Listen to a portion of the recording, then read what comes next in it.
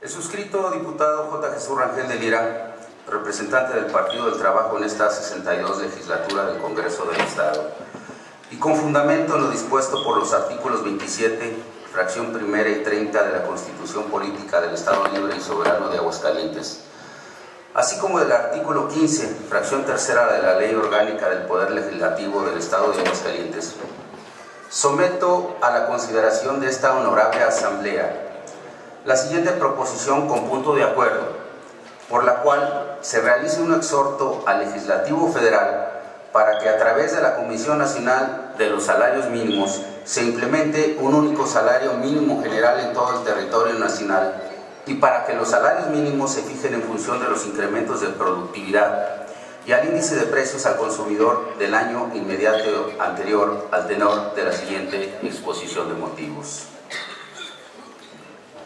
El artículo 90 de la Ley Federal del Trabajo establece que el salario mínimo es la cantidad menor que debe recibir en efectivo el trabajador por los servicios prestados en una jornada de trabajo.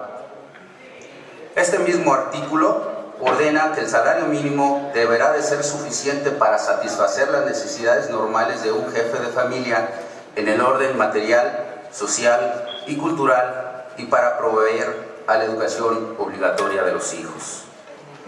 Los artículos 94, 95 y 96 de la Ley Federal del Trabajo establecen que los salarios mínimos se fijarán por una comisión nacional y a su vez el artículo 96 faculta a la propia Comisión Nacional a determinar la división de la República en áreas geográficas. En 2012, la Comisión Nacional de Salarios Mínimos realizó una reclasificación de las áreas geográficas. Se eliminó la zona B, reubicando las entidades federativas y municipios en la zona A. Los estados y municipios contemplados en la zona C se reubicaron en la zona B, pero sin el beneficio de incrementar el monto del salario mínimo.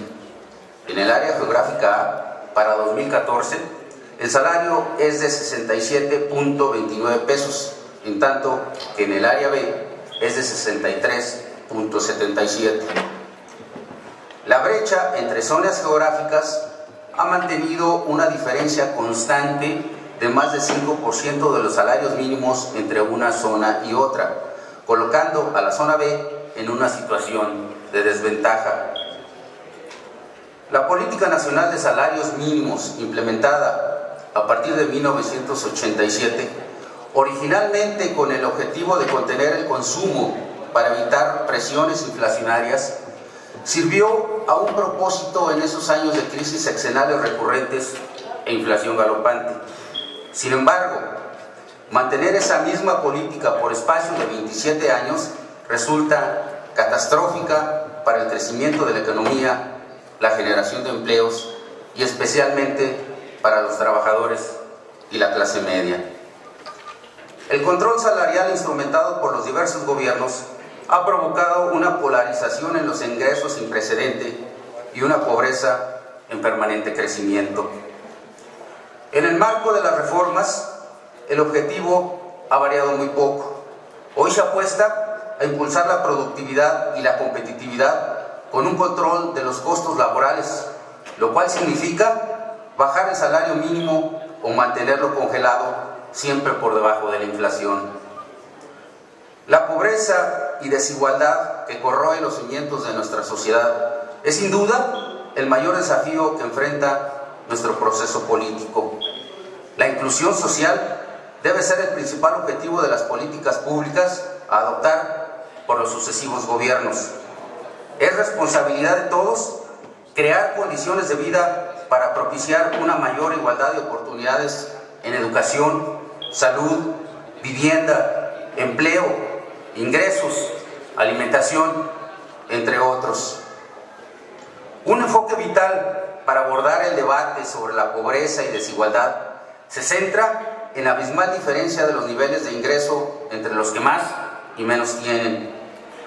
De acuerdo a estadísticas del Banco Mundial, en América Latina hay más de 80 millones de pobres, de los cuales la mayoría se centran en México. Los datos del Coneval indican que 5.3 de cada 10 mexicanos viven en pobreza. En el último informe social de la CEPAL se asienta que México fue el único país de la región que en lugar de reducir la pobreza, la incrementó. Brasil la redujo en 18%, Argentina 20%, Colombia el 32%, Perú el 25% y Chile al 11%. En ingresos, la OCDE refiere en su informe publicado en junio de 2014, titulado El aumento de la desigualdad, que en México la diferencia entre los trabajadores más pobres y los más ricos es de 30.5 veces, mientras que el promedio entre los países miembros es de apenas 9.5 veces. Más preocupante aún, la pobreza laboral, definida como aquellos trabajadores que a pesar de tener empleo, sus ingresos no alcanzan para cubrir las necesidades mínimas de alimentación y pago de servicios, también es la más alta entre los países latinoamericanos, con un 19%. En Aguascalientes, con datos del INEGI y la Subsecretaría de Empleo y Productividad Laboral de la Secretaría del Trabajo, arrojan que 137,000 trabajadores, el 28% de la población económicamente activa, sobreviven en condiciones de pobreza laboral. En el mismo sentido, los salarios van a la baja. 14,000 trabajadores con ingresos de entre 3 y más de 5 salarios mínimos han dejado de pertenecer a esa categoría. La pobreza laboral y patrimonial es un obstáculo para la igualdad de oportunidades. Los trabajadores con menor educación, por lo común, obtienen menos ingresos y a su vez suelen proporcionar menor escolaridad a sus hijos. Eso genera un círculo vicioso que agrava la desigualdad. Esta dinámica incluso muestra que nuestra clase media es altamente vulnerable, con amenaza permanente de caer en la pobreza. La inclusión de los trabajadores a la prosperidad y al desarrollo es el componente principal de toda transición política. Es una tarea que nos compete a todos. La desigualdad es un problema de estabilidad social, seguridad y gobernabilidad. La sociedad no quiere izquierdas sin política económica, pero tampoco derechas sin oferta social. Los unos no podemos dedicarnos a repartir sin producir, pero los otros tampoco deben impulsar la producción sin repartir. Independientemente de las zonas geográficas, es importante subrayar que en establecer anualmente el valor de los salarios no se consideran componentes como la productividad de las empresas y tampoco el índice nacional de precios al consumidor. Solamente se considera la meta inflacionaria del Banco de México y la Secretaría de Hacienda. Esta caída en la competitividad salarial respecto al incremento ininterrumpido de los precios, productos, servicios y alimentos en los últimos años ha sido abismal. Estimaciones de diversos organismos indican que si se quiere recuperar esa pérdida en materia salarial, la percepción mínima tendría que multiplicarse por lo menos por 3.6 veces. El Consejo Nacional de Evaluación refiere que el salario mínimo que recibe un trabajador es inferior en 546 pesos del valor de la canasta básica alimentaria que una persona debería tener al mes.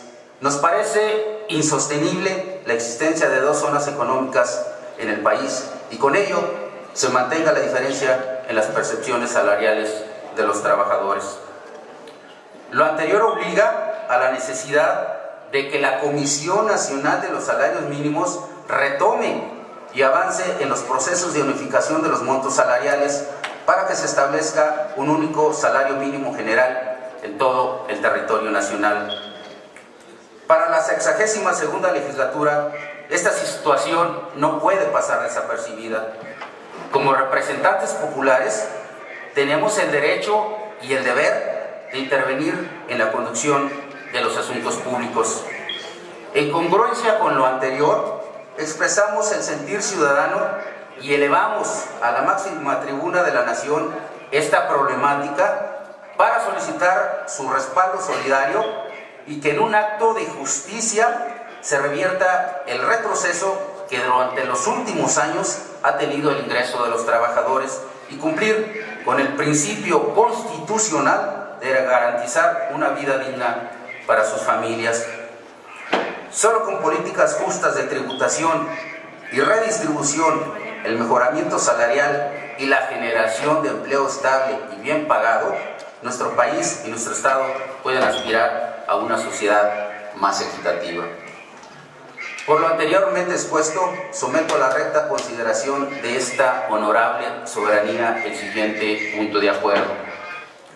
Se exhorta al Legislativo Federal a que a su vez éste lo haga a la Comisión Nacional de Salarios Mínimos para que homologue el valor del salario mínimo general en el país y que quede sin efecto la clasificación en zonas geográficas por salario mínimo en las que se encuentra dividido el territorio nacional, y para que con los sectores patronal y sindical los salarios mínimos anuales se fijen en base a la productividad y al índice de precios al consumidor del año inmediato anterior.